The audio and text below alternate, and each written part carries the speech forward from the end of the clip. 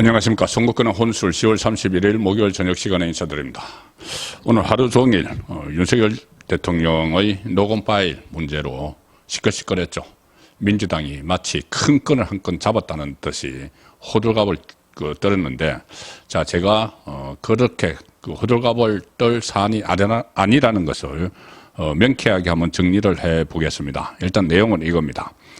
윤석열 대통령 부부가 공천에 개입을 했다. 6월 1일, 2022년 6월 1일 치러진 지방선거와 동시에 재보궐선거가 국회의원 선거가 있었죠. 자, 그때 이 창원에서 김영선 전 의원이 공천을 받았는데, 그 과정에서 명태균 씨를 통해서 윤석열 대통령 부부가 개입을 했다. 이런 의혹들을 계속 제기를 해왔고, 또 그것과 관련해서 오늘 녹음 파일이 있다고 해서 박찬대 원내대표가 국회에서 긴급 기자회견까지 열어서 그 녹음 파일을 공개를 했습니다. 명태균 씨 사이의 통화 내용인데, 윤석열 대통령과 명태균 씨의 통화 내용인데 공개를 했습니다.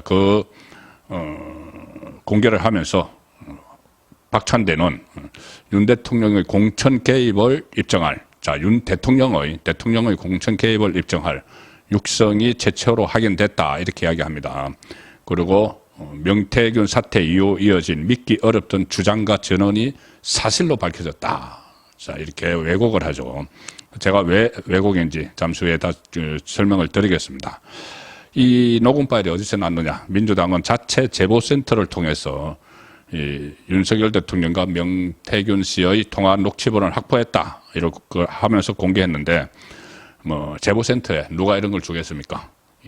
여러 사람이 의심이 되는데, 특히 확인은 안 되지만은 강혜경 씨 있죠. 저는 그 강혜경 씨를 의심을 합니다. 제가 개인적으로 의심을 하는 겁니다.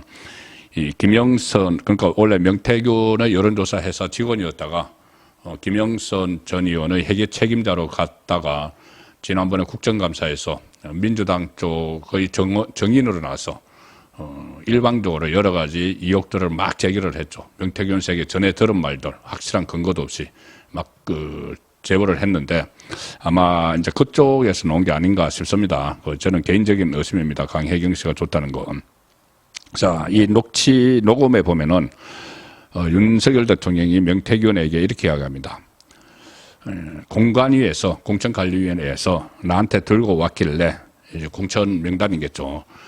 내가 김영선이 경선 때부터 열심히 뛰었으니까 그것은 김영선이를 좀 해줘라 했다는 것이죠. 그리고 당에서 참 이것저것 말이 많더라, 이렇게 이야기를 합니다.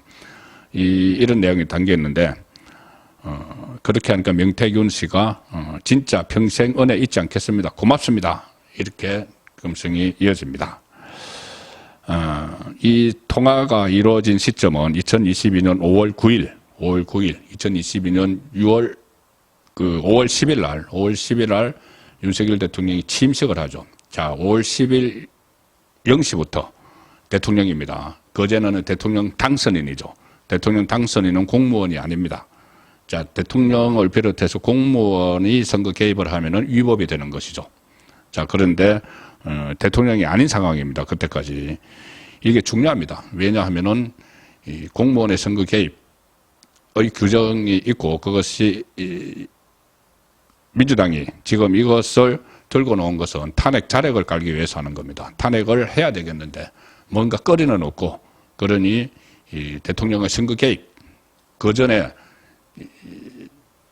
노무현 전 대통령 시절에 선거 개입 이것으로 그때 민주당이 많이 당선됐으면 좋겠다, 이런 선거 개입한 발언으로 국회에서 탄핵 소추안이 통과가 됐었죠. 물론 헌재에서 기각이 됐지만은 박근혜 전 대통령도 선거 개입 부분이 있었습니다.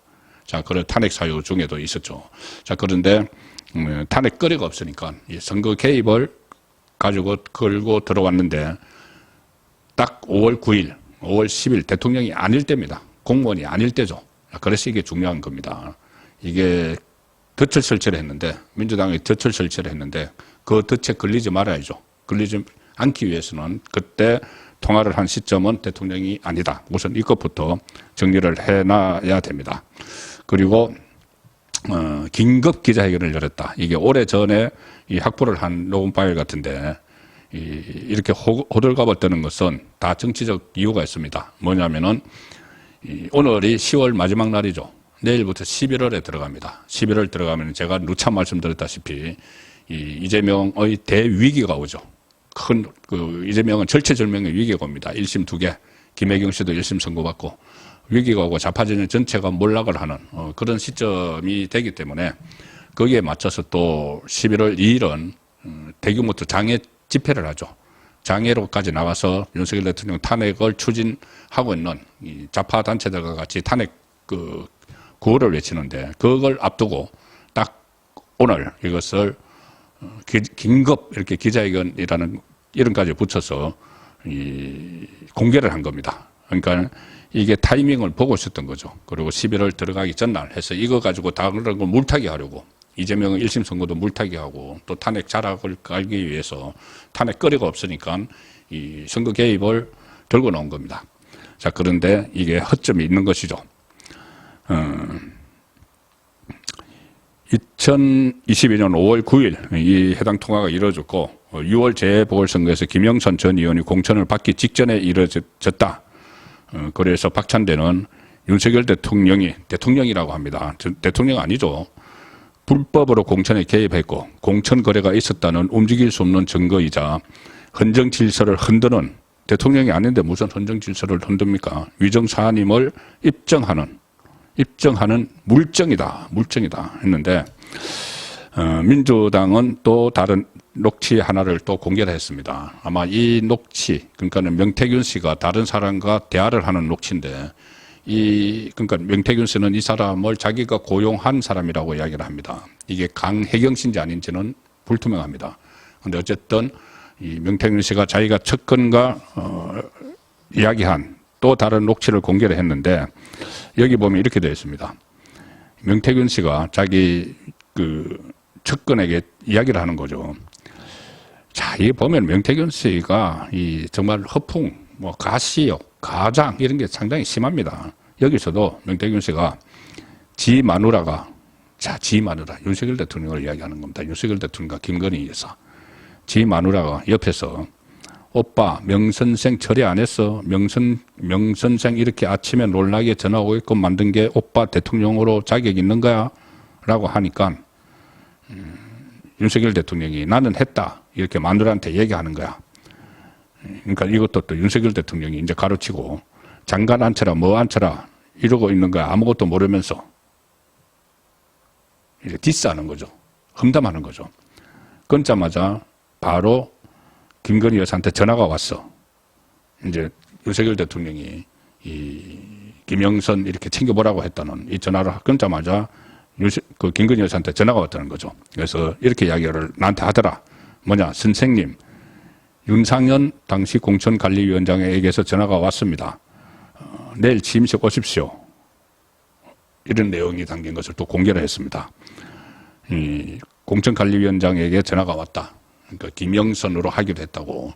자, 그런데 윤상현 의원은 그런 모든 것에 대해서 부인을 하고 있습니다. 이 공천을 들고 갔다는 거, 공관위에서 명단을 들고 갔다는 것부터 그런 적이 없다고 이야기를 하고 있습니다. 어쨌든 이것은 명태균의 말이죠. 명태균이 이 김건희 여사에게서 그렇게 들었다고 주장하는 말이죠. 이것은 자기 지인에게 허풍을 들고 과시를 한 이런 내용 건데 이거는 별로 그다지 핵심은 아니죠. 격가지인데 민주당이 이것을 이제 공개를 한 것은 이거 봐. 그 뒤에 또 이 김건희 여사도 있었잖아. 그러니까 김건희 부부, 윤석열 대통령 김건희 여사 부부가 공천 개입한 거 맞잖아. 이거 하려고 그까지 어떻게 보면은 본질이 아닌 이 녹취까지 공개를 했는데 이것은 명태균 씨의 허풍, 가시 이런 거일 가능성이 있고 중요하지가 않습니다. 지금 본질은 만약에 이것이 나중에 법적으로 다뤄지더라도 이게 공천에 정말 공천에 개입을 했는가 그 이야기죠. 공관위에서 나한테 들고 왔길래 내가 김영선이 경선 때부터 열심히 뛰었으니까 그것은 김영선이를 좀 해줘라. 이게 과연 공천 개입인가? 그리고 이건 일단은 대통령 때가 아니기 때문에 이 대통령의 공천 개입은 아닙니다, 분명히. 자, 그것을 명확히 해두고, 그래서 용산 대통령실에서도 해명이 났죠. 이렇게 이야기합니다. 당시 윤석열 당선인은 명태균 씨가 김영선 후보 공천을 계속 이야기하니까 그저 좋게 이야기한 것뿐이다. 그래, 내가 이제 그 공간위에 김영선 고생한 사람이야. 좀 이렇게 검토해줘. 이 정도로 이제 좋게 이야기를 한 것뿐이다. 자꾸 이제 명태균이 재촉을 하니까는. 그리고 윤석열 당선인과 명태균 씨가 통화한 내용은 특별히 기억에 남을 정도로 중요한 내용이 아니다. 당시 윤석열 당선인은 공관위로부터 공천 관련 보고를 받은 적도 없고 또 공천을 지시한 적도 없다. 당시 공천 결정자는 이준석이었죠. 당대표가 이준석. 그 다음에 공관위원장은 윤상현이었다. 당시 당은 제주도를 제외한 모든 지역을 전략공천으로 결정을 했기 때문에 이 한 사람씩 이제 전략공천을 한 거고, 경남 창원 의창, 이 김영선이 들어간 경남 창원 의창 지역구의 경우는 김영선 후보자가 가장 경쟁력이 있는 후보였고, 그때 그런 조사 결과들이 있습니다. 결과적으로 김영선이 본선에서 압도적인 표차로 당선이 되지 않았느냐. 자, 그래서 개입을 할 여지도 없었다는 거죠. 그래서 제가 이걸 이제 결론적으로 말씀을 드리면은 일단은 대통령 당선인 때 얘기한 것이다. 그리고 공무원의 선거 개입과 상관이 없다. 5월 10일 0시부터 이 대통령 임기가 시작됐기 때문에. 그리고 자, 대통령 당선인이든 아니든 이제 그 여권에서 아주 중요한 위치에 있는 사람으로서 또 특히 대통령 선거를 치른 과정에서 이 당원들에게 누가 이것을 뭐 공천관리위원회에서 실제로 왔는지, 뭐 윤상현은 안 왔다고 해도 윤상현이든 아니든 누가 와서 이렇게 당 차원의 명단을 이렇게 보여주면은 그래, 그 당 차원의 명단에 김영선이 있었을 가능성이 높죠. 그러면은 그래, 이거 김영선 나 공천 때 많이 도와줬으니까 좀 잘 보살펴 주세요. 좀 검토 잘 해줘. 이렇게 이야기할 수 있다고 봅니다. 저는 대통령이 아닌 상황에서 할 수 있다고 봅니다. 그리고 사실 역대 대통령들이 당선인 시절이 아니고 대통령들이 공천 때 이 몇 사람 이렇게 이야기하는 것은 흔한 일이었습니다. 가장 최근까지도 그 전직 문재인 전 대통령까지도 저는 흔한 일이었다고 봅니다. 문재인 정부 청와대에서 있었던 일하다가 나간 사람들 그때 무더기로 들어갔죠. 한 50명 정도 출마해서 27명인가만 당선되고 했는데 그 문심이 안 들어갔겠습니까? 들어갔습니다. 근데 다만 그게 이제 밖으로 알려지지 않았을 뿐이고, 그리고 또 어떤 때는 현직 대통령이 이 공천을 부탁을 해도 공관위 차원에서 그건 도저히 어렵습니다 하고 퇴짜를 놓는 경우도 들어 있습니다. 무슨 이 당정 분리라고 해서 대통령이 여당을 본인과 같이 일을 해나갈 여당의 공천에 완전히 무시한다. 그건 현실적으로 그렇지 않습니다. 그리고 더구나 이 건만 가지고 보면은 이것은 대통령 취임하기 전 일이고, 또 김영선은 당시 지지율이 여론조사에서 제일 높았고, 사실상 명태균은 여론조사뿐이 아니고 경쟁력이 가장 높았고, 그 지역이 이 전략공천 지역으로 선정이 됐고, 그러면 당에서도 당연히 김영선을 1순위로 뒀겠죠. 그리고 만약에 누가 명단을 가져갔으면은 그 명단 안에 김영선이 들어가 있었을 겁니다. 저는 그렇게 봅니다. 왜냐하면 그때 우세했기 때문에. 자, 그래서 인간적으로 경선 때 고생한 사람 좀 챙겨줘라 얘기할 수도 있다. 그 전에도 다 그 정도는 다 했다. 그렇게 제가 말씀을 드리겠습니다. 그리고 역대 대통령 재임 중에 그렇게 안 한 경우가 오히려 저는 드물다. 부탁을 했다가 퇴짜 맞기도 하고, 어차피 같은 여건 안에서 같이 이 국정 운영에 동반 책임을 질 사람들이고, 뭐 외국에서도 미국에서도 뭐 그런 사례는 많이 있죠. 자, 그래서 그리고 또 대통령 정식 취임 전이니까 이걸 가지고 무슨 뭐 대통령 탄핵거리를 찾았다고 이재명의 사법위기를 물타기 하려고 하는, 이게 더 문제라고 저는 생각을 합니다. 그리고 또 하나 있습니다. 명태균 씨가 오늘 TV조선에 처음으로 여기에 관련해서 입장을 밝혔는데, 이 녹음 제공자는 내가 고용한 사람이다. 자, 이 사람이 강의 해경인지 아닌지는 말하지 않습니다. 그리고 명태균 씨는 이 말을 합니다. 민주당이 공개한 그 녹음은 전체 녹취 중에 일부다.